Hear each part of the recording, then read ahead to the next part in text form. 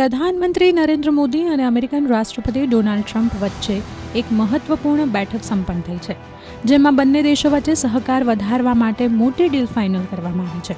જેમાં પહેલી ડીલ છે F-35 stealth fighter jet. America હવે ભારતને advance F-35 stealth fighter jet supply કરશે, જે ડિફેન્સ સેક્ટરને વધુ મજબૂત કરશે.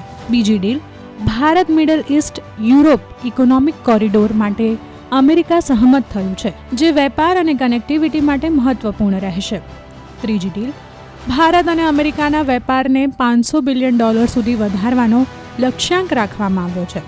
ભારતને ઉર્જા ક્ષેત્રમાં વધુ સપોર્ટ માટે અમેરિકા સૌથી મોટો સપ્લાયર બનશે.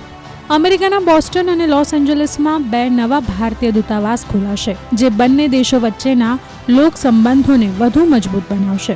આ સાથે ભારત અને અમેરિકાના સંબંધો નવી ઊંચાઈએ પહોંચશે.